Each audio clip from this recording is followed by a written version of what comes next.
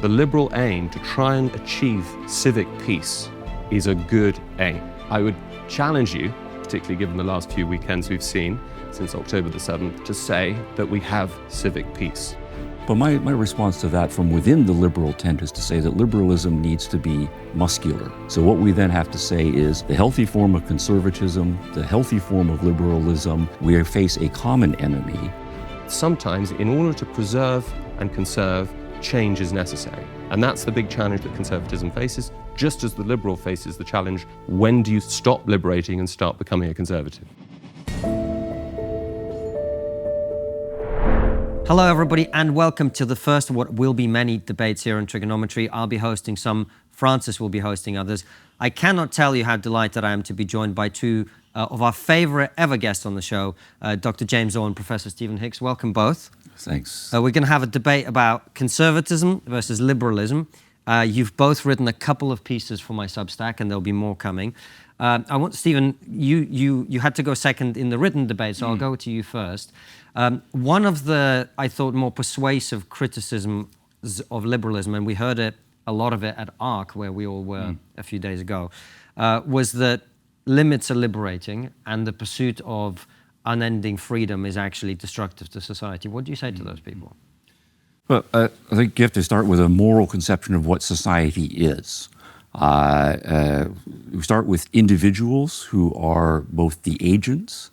Individuals have agency. You don't see them as pawns pushed around by forces beyond their control. So there is a conception of human nature at work, and that's a philosophical starting point. Not only of agents, but of moral worth. That whatever we're doing in society, that we're forming various kinds of social institutions, businesses, religions, families, governments, and so forth, it is with respect to the value of the individuals involved. So we come together to do business as individuals.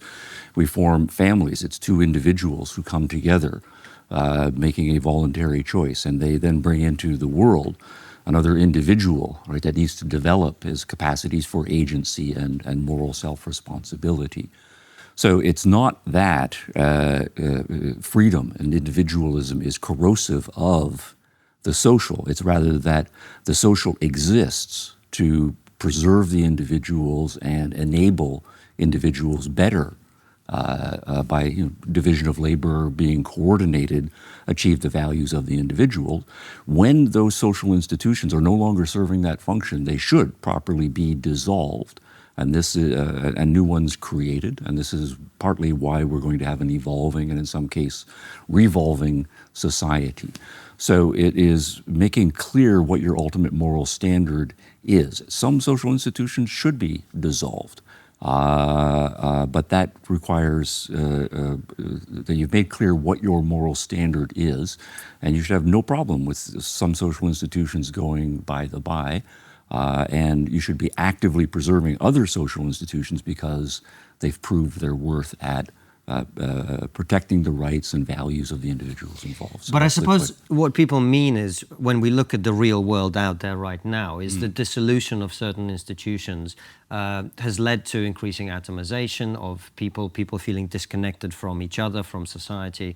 And that's why I think a lot of people are now starting to talk about but then I would say it's not freedom that is causing the atomism, right, that people are worrying about. So then we have to get to say, what do we mean by an atomized individual or an isolated individual or an individual who has come to be in an adversarial relationship to what we think of as a healthy social institution? And I think when you drill down and start looking at cases, it's not going to be too much freedom that's the problem. What is the problem? Well, it depends on when you drill down which kind of atomism you are worried about. So if you wanted to say, for example, you have individuals on social media who are feeling isolated from the world, and it's teenagers who are considering suicide. Now, you might then say, well, we shouldn't have given these powerful liberating devices to them in the first place because they don't know how to do it. But I think what's actually happening in that particular subcase is you've got young people who are trying to develop a self, and they are going into, in most cases, what are echo chambers. And then instead of developing a self, what they are doing is just echoing and reflecting what's going on there. And you have a certain amount of mob action with respect to those individuals. The mob action is not anything that is respectful of the individual. So you have a social environment, right, which is not conducive to healthy development of individuals. Instead, you've got a kind of, I would say, collective mob psychology that's destructive that's going on there. So you do end up with isolated individuals, but it's not too much freedom. It's mob psychology. Very interesting. And James, I want to put some of the Stephen's critiques of conservatism to you in a second, but did you pick up anything there you wanted to come back on? Yeah, thanks. Well, and thanks for putting this together. It's a great honour to be part of the first trigonometry debate, and it's been great to exchange views in writing with Stephen. Thanks for orchestrating it. Wittgenstein says at one point that a picture held us captive, and I think a picture holds the liberal mind captive. I think it's a myth. It's a very attractive myth, but it's a false myth. And you might call that myth something like a kind of secular creationism. A secular creationist believes that freedom and equality kind of pop into being from nothing round about 1776, the Sunday afternoon in April, about tea time. I think this is false. I do not think that the natural resting state of human beings is to be free, to exist without any unchosen obligations, to be simply primarily an individual, and to take it as self-evident that every individual has an equal moral worth, that there is some readily available moral standard that all individuals left to their own devices will, exercising their rationality, discern, track, and live out. I think there's a reason that liberalism emerges in the 18th century.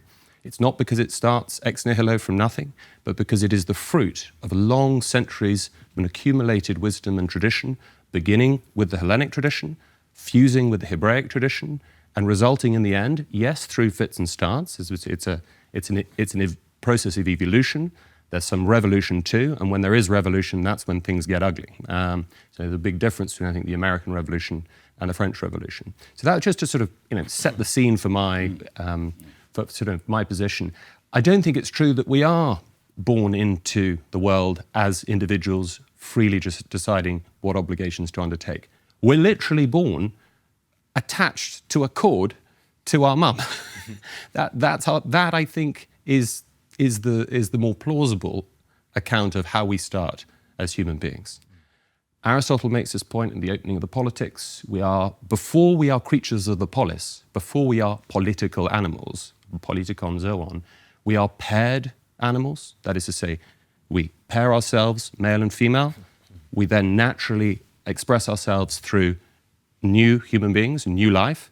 That itself is an unstable setup. We need to form ourselves into a village. Villages are vulnerable. As we learnt, kibbutzes are vulnerable. We need to expand and we need to form together. And now, for Aristotle, the best unit for a moral community, a stable social moral order, was the polis. That may vary from era to era. It may be a city-state, it may be a nation-state, it may be a relatively stable empire. So that, I think, is a much more empirically aligned and accurate account of what it is to be human. Now, of course, it's not to say that freedom doesn't matter, and it's not to say that we don't freely take on obligations further down the line. We choose our spouses. We may not choose our parents or our siblings. We may not easily choose our nation. You've chosen Britain, but not everyone, and most people rest with the moral community in which they find themselves. We might say, well, we freely enter into a marriage. Now, historically, that's been seen as a covenant, a lifelong promise. Liberalism changes that, turns it into a contract. Why? It has to be a contract. James, just explain the difference for people. What is the difference between a covenant and a contract? Well, there's a lot of literature on this, but let's say roughly that a covenant is a unilateral promise and commitment that is not that expects reciprocity but doesn't require it. A contract is it has some sort of public features. It's something that you make before others that is known about, is publicly known. It's not a kind of private arrangement. I think that's an important element too. It's not a contract. The contract is the sort of dominant metaphor for the liberal universe. A social contract could be a vertical contract with the state, as Hobbes stresses in Leviathan, or, I think more plausibly, it's a Lockean contract that we enter into. So the language of consent, individual rights. I'm free to enter the contract and I'm free to breach it If I do breach it, then there are certain maybe obligations I might have to make up for, and so on and so forth. Now, again, I think that abstracts and sort of legalizes and removes human arrangements away from our natural state. Very quickly, just a final point, this question of moral worth, that the liberal mind assumes that moral worth and objective moral standards are not only available, but universally available. Now, the liberal project is a universal project. Conservative projects tend not to be, though when we come to talk about conservatism, I'll say a little bit more about that, because I think there's some criticism that can be made of the conservative position on that front. So the liberal paradigm is a universalizing paradigm. That is to say, human rights is universally applicable. That is the sort of standard yardstick. That's the standard manifesto for liberal morality. And yet, when we press the liberal on what is this moral standard, and the liberal says, well, we all agree on this, we all have to agree on this, you realize that it's impossible without surrendering freedom of thought, without surrendering the freedom to choose what will always be rival and conflicting conceptions of the good. John Rawls, by far and away the most influential liberal, political liberal of the last 50 years, devises this thought experiment. Liberals are always devising thought experiments precisely because they want to abstract away from particular contingent concrete circumstances to imagine this kind of universal, timeless utopia that's applicable to all times and to all places. And in this thought experiment, he says, well, in order to pull this off, in order to imagine a maximally just society, we have to bracket, quote, our comprehensive metaphysical commitments. Now, what lies within that phrase? Everything, not just the God stuff, what we are as human beings, conceptions of human nature, what makes us free, what our worth consists in. These are inevitably contentious philosophical questions that are never going to command universal agreement. The only reason there's an illusion of agreement that emerges at the 18th century is precisely because there's been a settled intellectual, social, and cultural pattern from Plato and Aristotle all the way through late antiquity, the high Middle Ages, and emerging into fruition, yes, with big political breaks like the Reformation in the 16th century and the French Revolution in the 18th century, but those are kind of optical illusions. Those revolutions lead us to believe, and especially the way history is taught in the textbooks, you've got the Enlightenment. Well, what comes before the Enlightenment? Darkness. What comes before Renaissance? Death. And so there's this sort of, as I said, there's a kind of there's a mythology to liberalism that thinks that it all starts with a break. And I say it's not. It's the fruits of the very order that conservatives seek to preserve.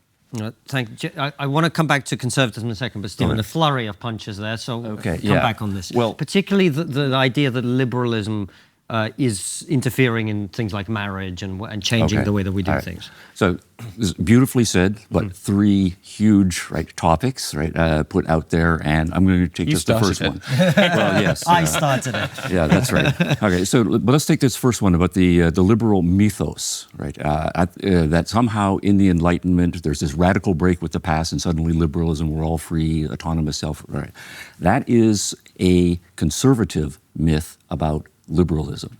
There are no liberals. Now, John Rawls is a disaster. We'll come back to him in a moment. He's your guy. He is not. He is the opposite of my guy. Anyway, that's the third topic that you are putting out there. Every single important liberal in the tradition, and liberalism does have its tradition, will say, look, by the time we get to the Enlightenment, you are exactly right. The founding fathers of the United States are saying, no, we have to go back to Greece. We have to go back to Rome. There are certain long political traditions. At the same time, they are very well aware, if we are interested in religious freedom, for example, the First Amendment, I know we're in Britain, but I'm going to use this American example. In the Bill of Rights, in the First Amendment, the very first thing is freedom of religion. And it's very clear that this comes out of already 2 centuries of battles over religious freedom, religious toleration, and so forth.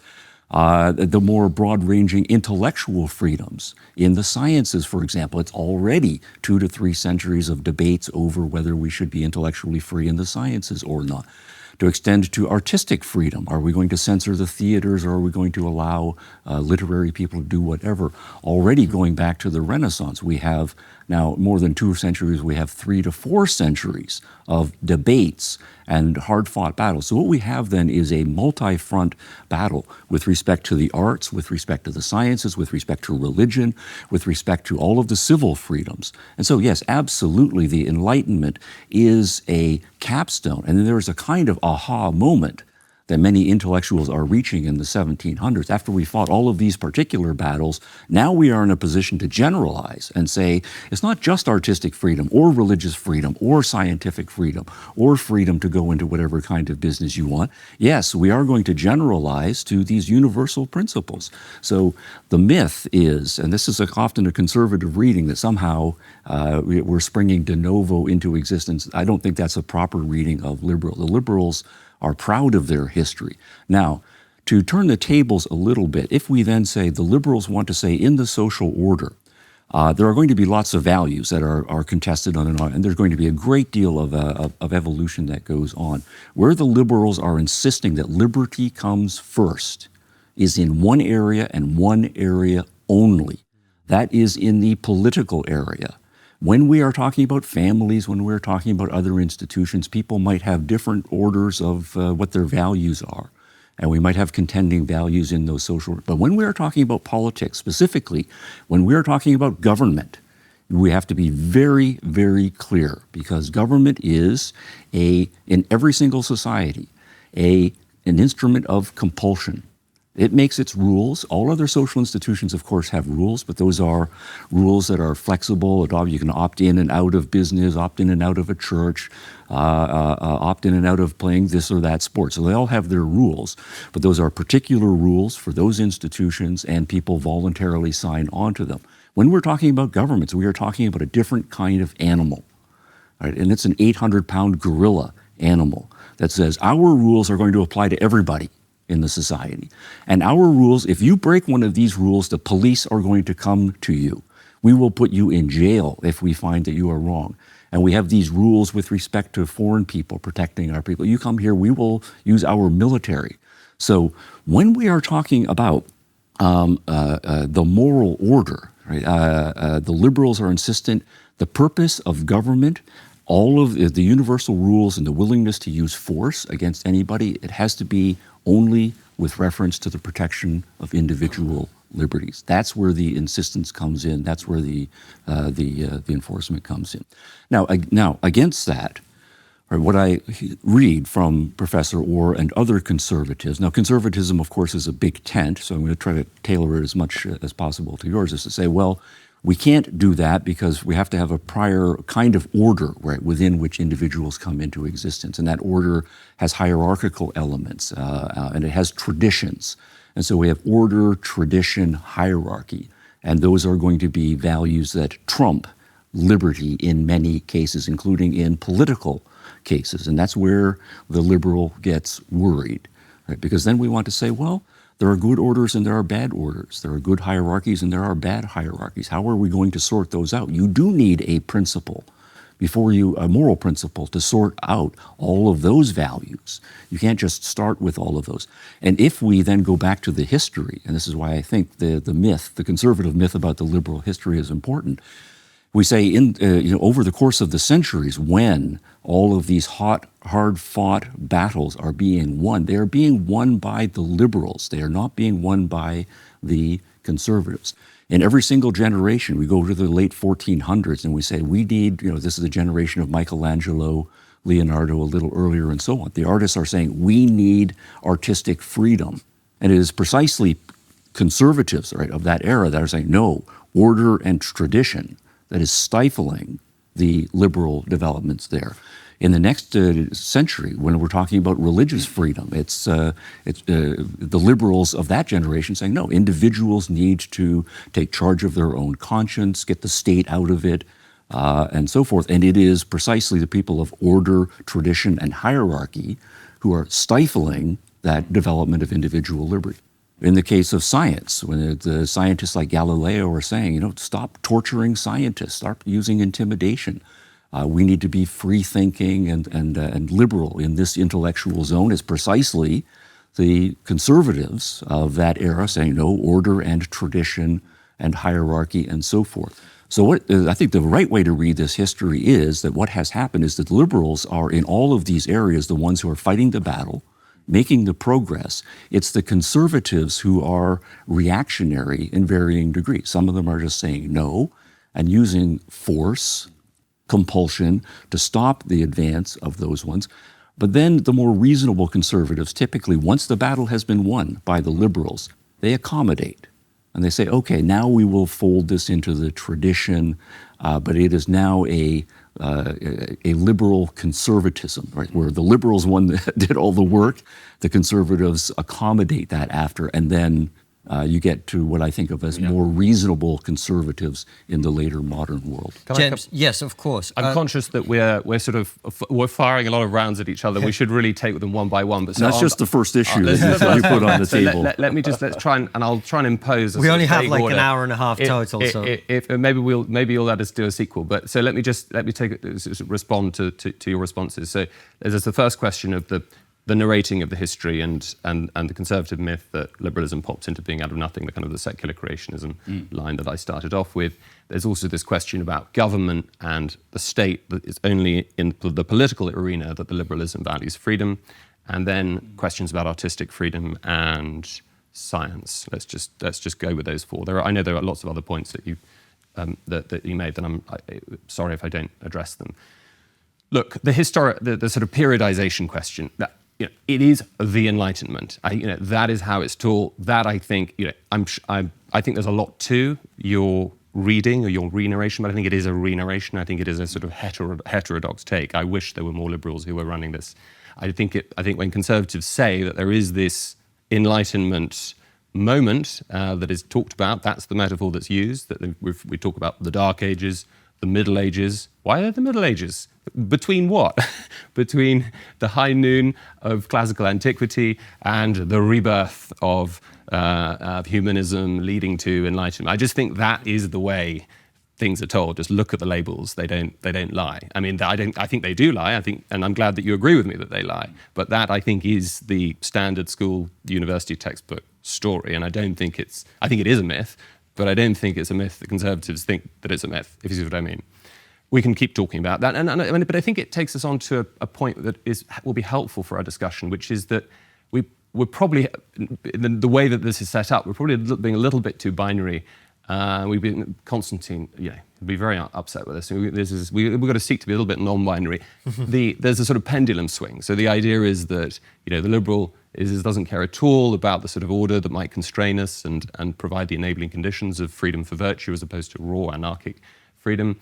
And conversely, the conservative can ignore the fact that freedom actually has been, part of our history as in Western civilization way, way, way back to democratic Athens. Parrhesia, I think of the importance of freedom of speech within the Athenian assembly, or isonomia, I think of equality before the law. These are clearly liberal ideas. I completely accept that. What I say is that there's a kind of crystallization of a kind of constellated themes around freedom, the two engine rooms of liberalism from the early modern period onward, freedom and equality. That's the French Revolution, that's the American Revolution, that's what gets going in the late 18th century. Okay, so that's the first point. This second point about how liberalism is only worried about freedom in the political space. Now, I think if that's true, it actually confirms my worries that the liberal has another myth that there is a kind of secular, neutral public square in which we're all free because we've bracketed any contentious commitments that might lead to more nasty religious wars or civil wars or whatever that might be. Now, I think that's true, that it's praiseworthy. The liberal aim to try and achieve civic peace is a good aim. We all want civic peace. I deny, if we look around the cities of the West right now, if we look at the fruits of the liberal project as they currently exist, I would challenge you, particularly given the last few weekends we've seen since October the 7th to say that we have civic peace. James, I know you have so much more to say, but I feel like on that particular issue, that is a very good one to hone in on. Right. Do you mind if we do? Let's do. Yeah. Let's Stephen, focus on that. what do you Go say ahead. to that? Because I think a lot of people will feel like, you know, the paradox of tolerance, the fact that we have allowed people into this country who don't share our values because we are so welcoming and tolerant and liberal, has created a society where, because of the freedom we provide to people, it is the most intolerant people who are now in the public square shouting things. What say you to that? Well, I think then we need to bring in at least one more player onto the social and intellectual scene, aside from liberalism and conservatism. And that third or fourth player is going to be the problem case. So we're talking about a hopefully sophisticated version of liberalism, a sophisticated version of conservatism, but there are lots of unsophisticated philosophies, ideologies, and worldviews out there. How conservatism will handle them, how liberalism will handle them, that of course is a big project. But I think it would be faulty to say that somehow conservatism is responsible for that. And I'm not going to make that argument, but I think it also doesn't work the other way, to say that liberalism... Well, I am going to make that argument. Right, no, but I understand. So right, there is then another... and there is, of course, a grain of truth to this, that, you know, liberalism, again, is a big tent. Just like there's, you know, very hidebound versions of conservatism, and then there are more flexible, evolving versions of conservatism as well. There are versions of liberalism that start to sound very namby-pamby, and these are going to be the more free-floating, rationalistic versions of liberalism that you are worried about, and I also worry about. And you know, they are so concerned with saying we need to respect other people's freedoms that I can never even criticize other people. And so from that intellectual context, then you're going to get into a paradox of tolerance. But my response to that from within the liberal tent is to say that liberalism needs to be muscular, if I can use that metaphor. Once you have said individuals matter, individuals have rights, and we do have to come back to this universalism versus particularism and localism issue for sure. And that even if you want to elevate that and to say we are certain about that and that these rights are absolute, then you empower government to protect those rights. Then that government needs to be muscular in the protection of those rights. So, just as we say, for example, any sort of murdering is wrong. It violates the right to life. Kidnapping and enslaving are wrong. Theft is wrong. So, life, liberty, and property.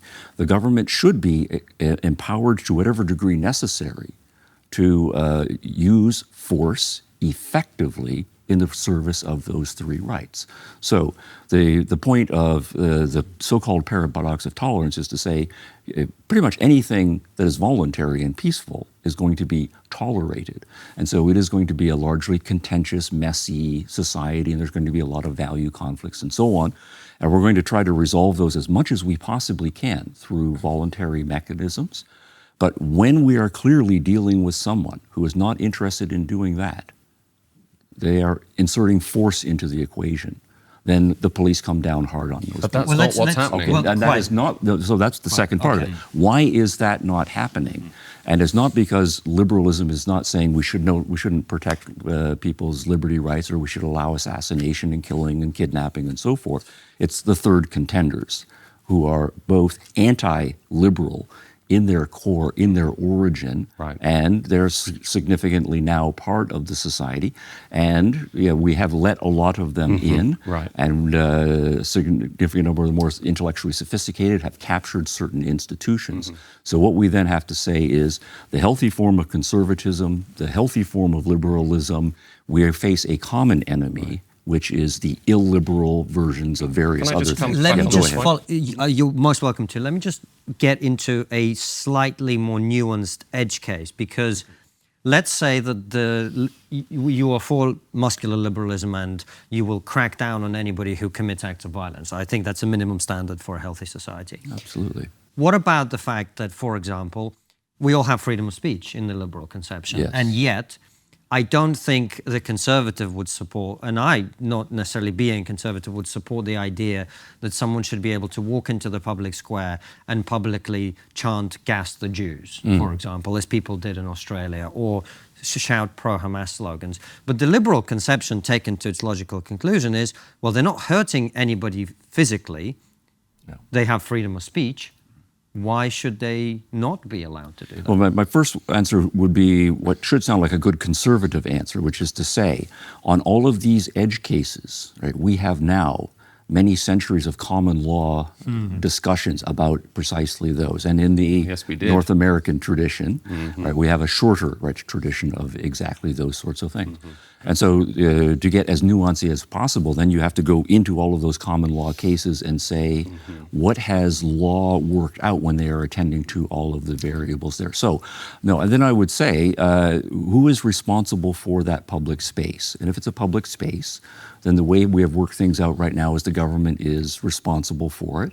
And they are responsible for the administration of that public space, including if it's like a Hyde's Corner kind of place, in a place where, at a minimum still, people's lives, liberty, and property is going to be respected.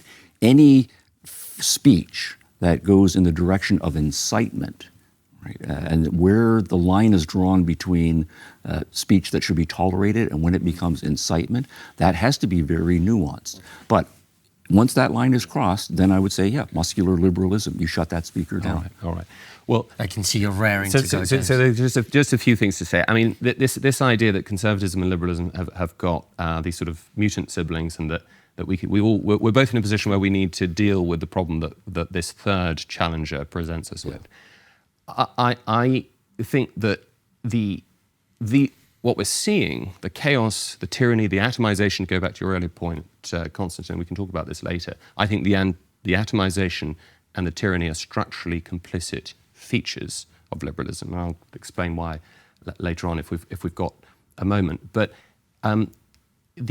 if you start with a view of human nature, of human beings, as basically free, rational, autonomous, self-legislating agents who freely enter into obligations and ties, you just do think of human beings as basically fungible.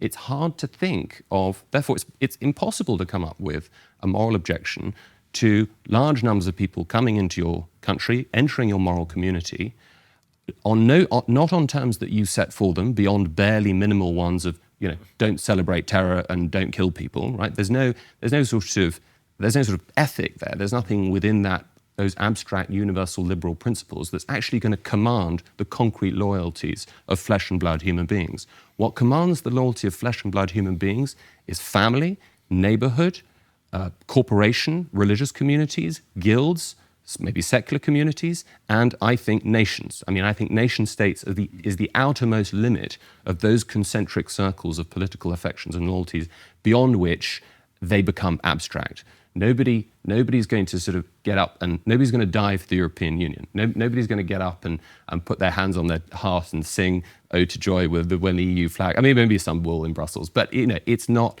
So and Islington. So the conservative paradigm is to say, look, we are what we are. It would be wonderful, maybe, if we were these perfect liberal, rational, autonomous beings, but that's just not what we are.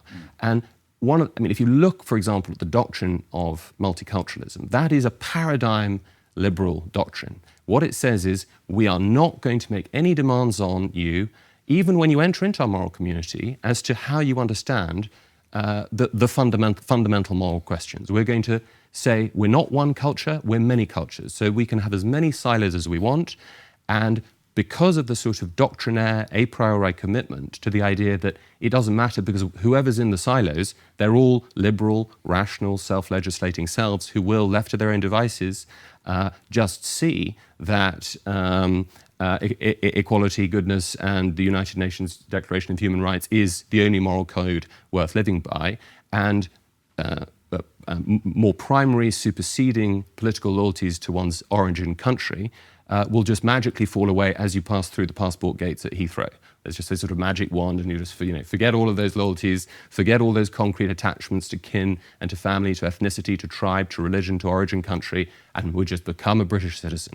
And I just think that's another myth. I think it's plainly false, and I think it's why what we're seeing on the streets of our liberal Western capital cities all over at the moment is a fruit of liberalism, and those fruits, those effects, those consequences would not have arisen on a truly in a truly conservative polity.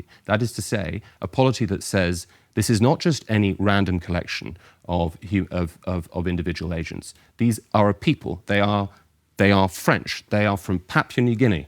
They are from Australia. They've got this story and not any other. These are the people we've over the years, as you say, the common law. That is something. This is the moral code that has slowly evolved, and over the long history of our people, that is the settled wisdom of our people.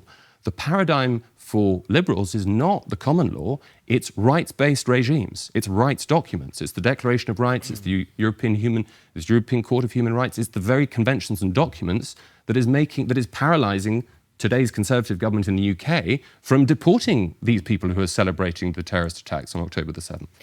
Stephen, come back quickly, because we've spent almost all the entire time interrogating the liberal position. I want to come to interrogating the conservative position, but come back on this quickly. Okay, so very good. Then I think if we take that line and say there is this myth of the free, rational, autonomous, atomized individual, and then we want to put the blame on liberalism for where we are, then I think the argument is there going to be liberalism has not been tough enough on people who are not going to adopt that position. And then you add to that an understanding of human nature, what commands our loyalties and so forth, that you think liberalism is not in keeping with. And so it's going to be a failed project.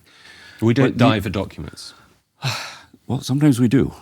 But then to go to the other side of what I think would be a false dichotomy here then would be to say, what conservatism then is to say is we start in a particular context, and we are bound to a particular religion, a particular family, a particular language, and a whole bunch of particular things.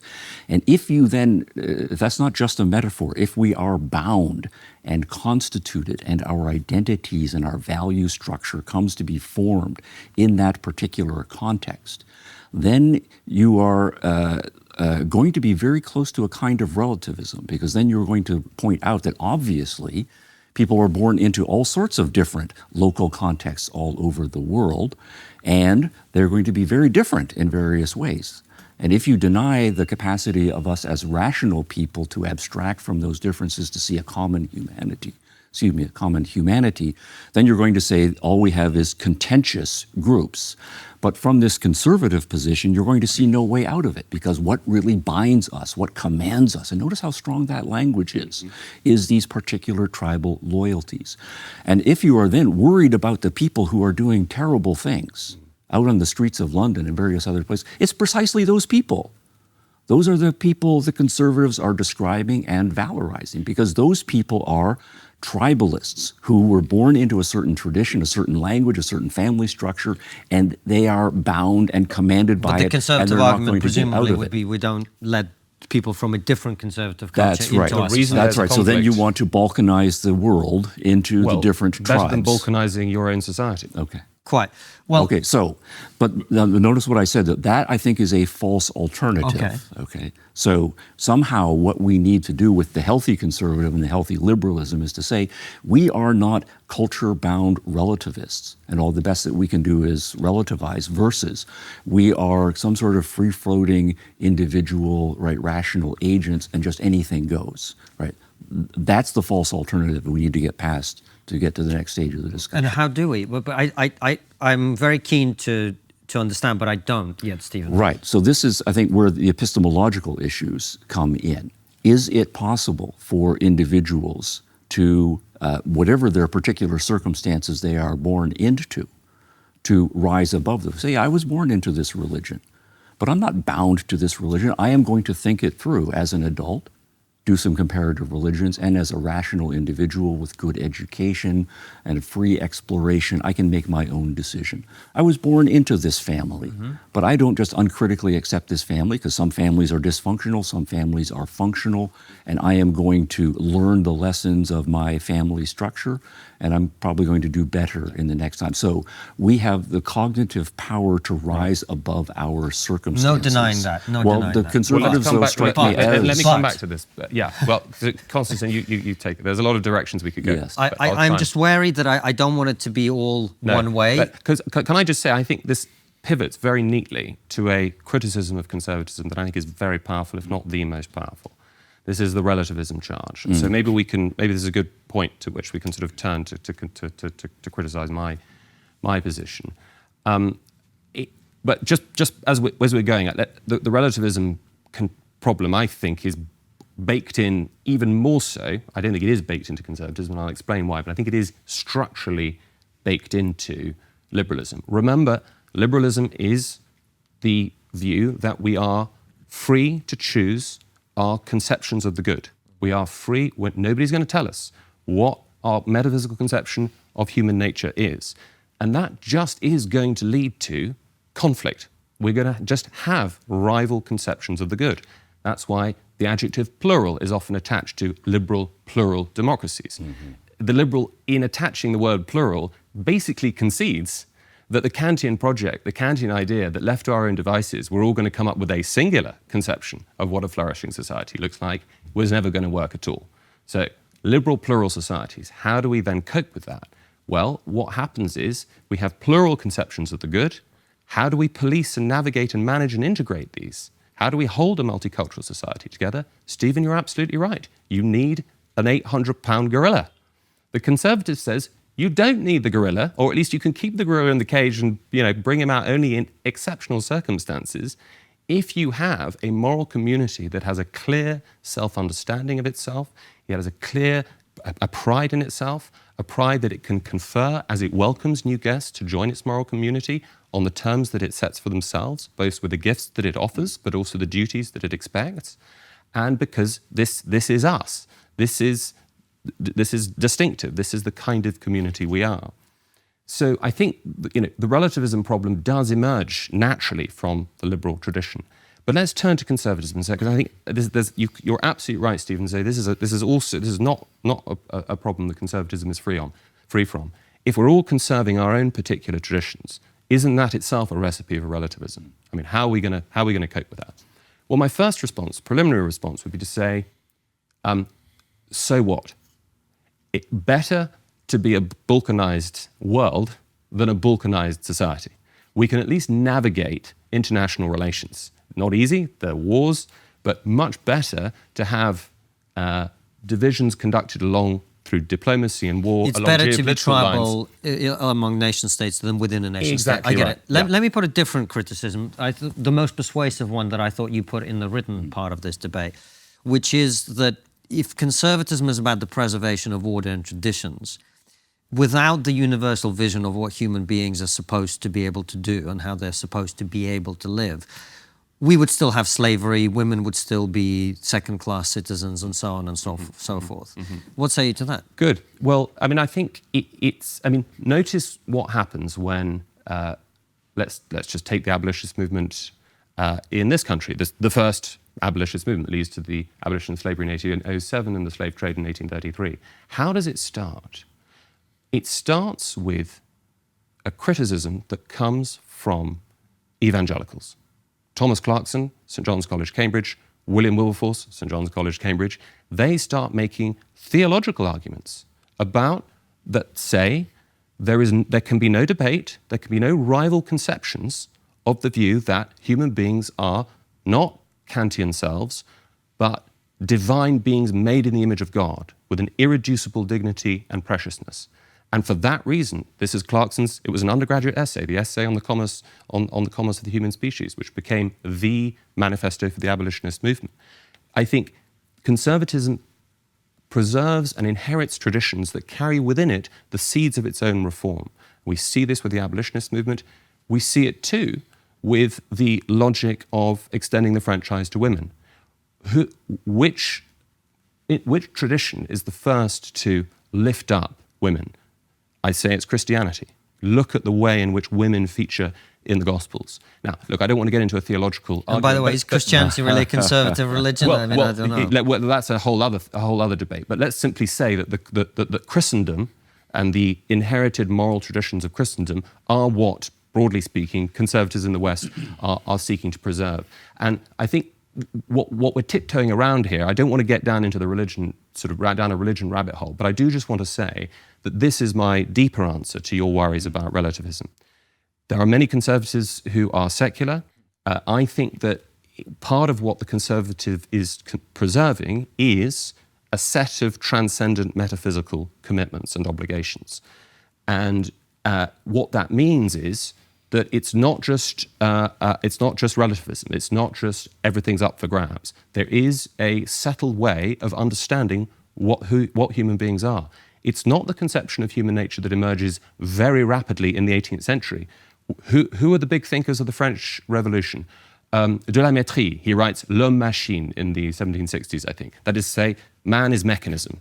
Look at Darwin, the sort of great developments and reductive conceptions of human nature in the 19th century. We're basically just animals. We're out for ourselves. And look at how that gets allied to liberal doctrines of capitalism in the 20th century. So I think you've got a very clear, transcendent sort of theological undercurrent that I think the best conservatism does in fact preserve. That's why it's not ultimately relativist. There are timeless, eternal, transcendent truths that, yes, have particular expressions, and that will vary from time to place.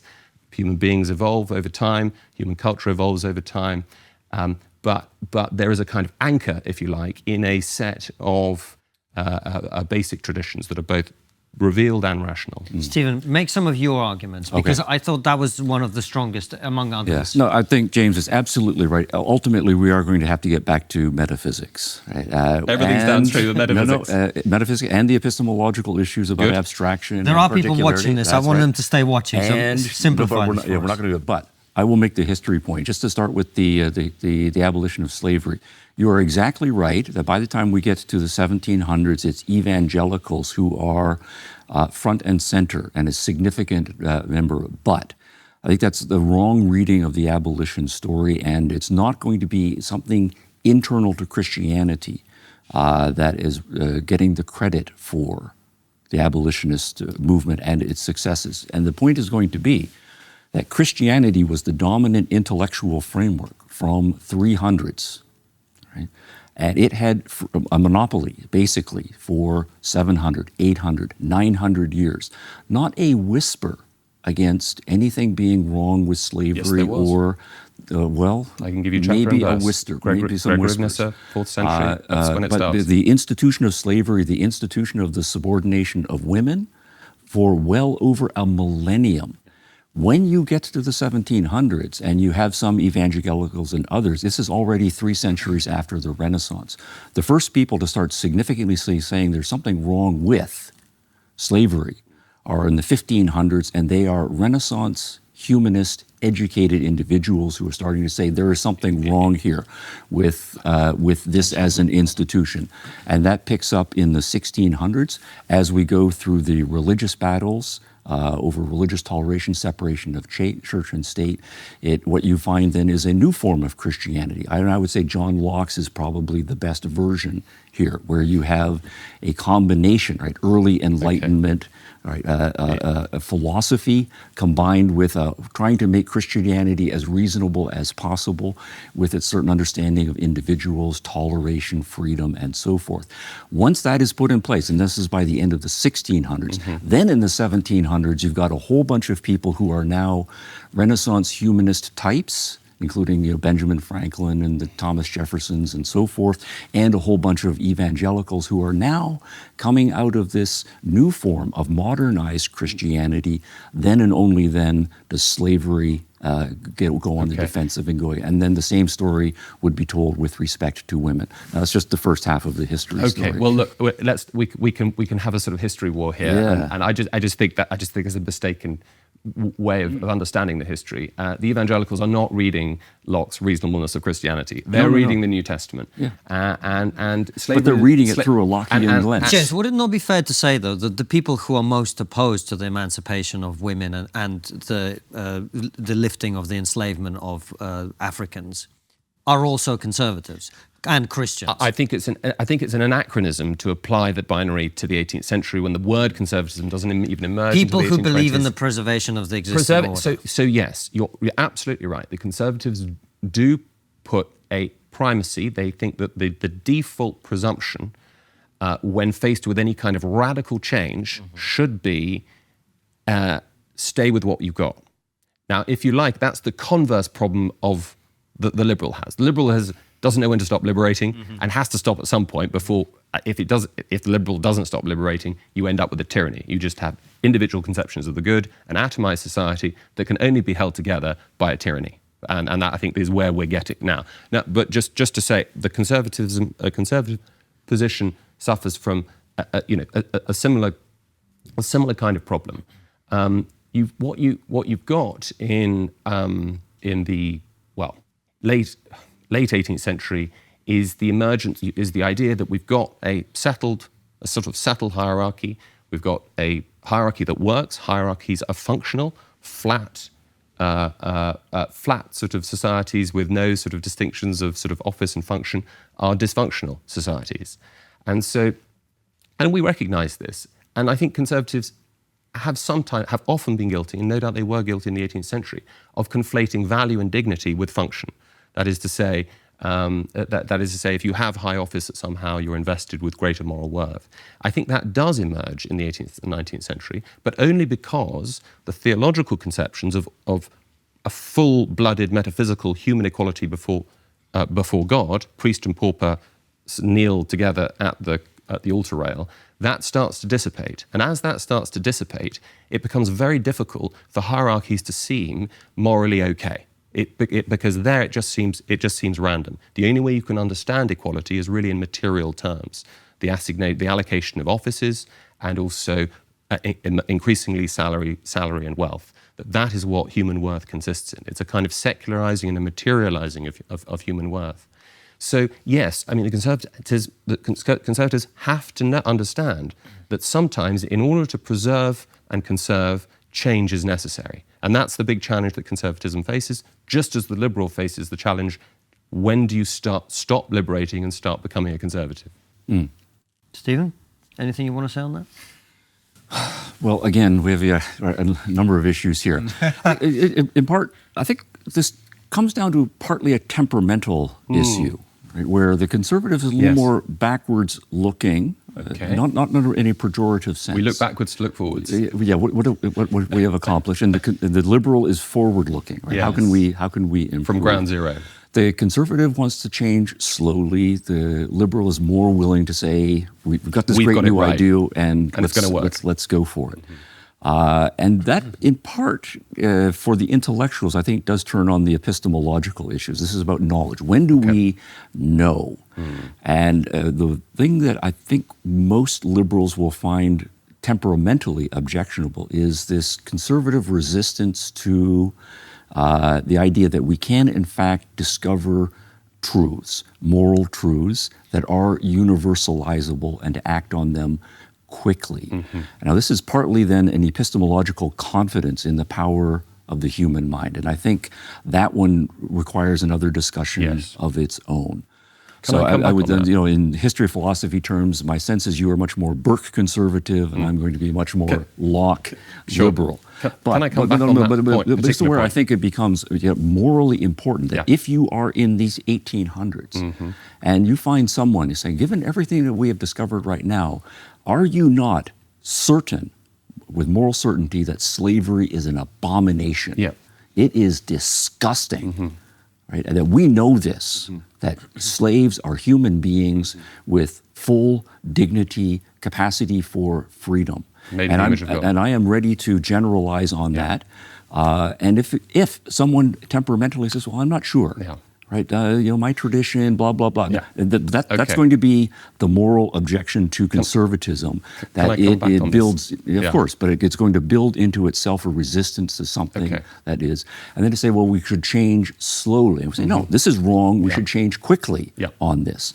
And then the same thing, if there's any sort of resistance, once we recognize that women are capable of self-governance, rationality, running their own lives, free agency, that, well, our tradition, we're not so sure about the generalization. All women, are you sure, right, and so forth. No, that is right, morally objectionable. So I think that it's going to be an epistemological issue that is partly a temperamental issue, but it's going to come into a moral conflict about. Okay, I think it's very helpful, actually, Stephen, to frame it that way. I think you're right. It's an epistemological question, and I think you're also right that it bleeds very quickly into a moral question.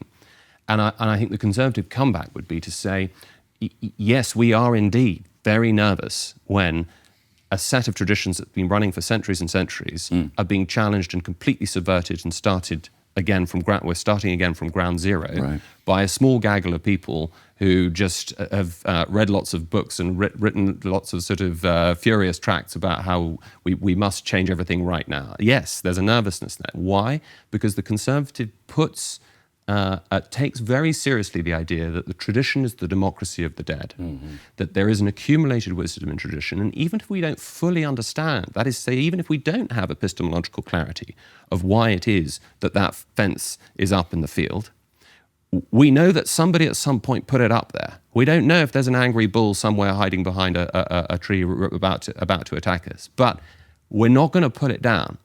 That is to say, we're going to understand that rationality is not always contained within a single head or a single sort of little group of heads. That is to say, rationality is a point that Hayek makes, even though he doesn't say it, he denies he's a conservative. Rationality is dispersed.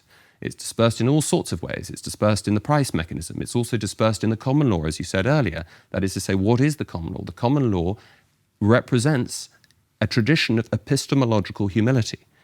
The rights-based documents, declarations de novo, represent the liberal epistemology. That is to say, we've got it right, we've got the universal application, we're going to write this document and it's going to be applicable from here on in, at all times and all places. We might put in a few amendments if you're lucky. That the conservative approach is, we must respect the accumulated, the sedimentation of moral wisdom over the past. Yes, that's going to mean we're going to have to tweak and change as new technologies emerge, as new wars and conflicts emerge. It's not a recipe for stasis and paralysis, but it's an adaptive method, and it recognizes that we don't have some sort of omniscient clarity just because we happen to be the ones walking around alive at the moment. James and Stephen, we have a few minutes left, and there's one thing I want to bring up that you mentioned there briefly that I think actually doesn't get talked about enough, because people who think for a living, like the two of you, and to a lesser extent me, we sometimes want to believe that changes in society and progress, whatever we call that, is primarily driven by ideas and by culture. Whereas I think it's fair to say, to a large extent, it's driven by technology. I think that's such a great point. If I could just follow, and then there's just... our good friend Louise Perry, for example, makes this point about the sexual revolution.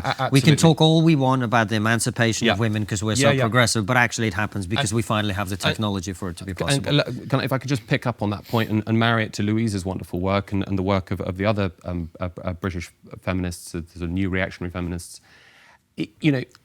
it's true that the sort of liberal impulse has been a recipe for moral progress. I don't want to deny that. But there's a big difference when it comes to thinking about what's the sort of understanding of human beings that's motivating that moral progress. Stephen and I differed on what motivated the abolitionist movement. I say it was evangelicals.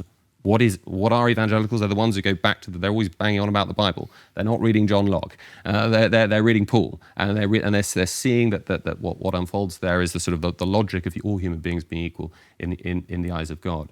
Now, that's different from the liberal conception, which sees human beings as fungible. That there's no ultimate difference between men and women. That we're just units. And I think that is why transgenderism emerges, that ideology, for example, emerges, that confusion between men and women emerges from naturally downstream of the liberal conception of human nature as a kind of basically blank slate, empty vessel. So, but back to your point, Konstantin, you're right that what catalyzes these changes is not just ideas. And Stephen and I, we've been talking about ideas and the history of ideas and so on.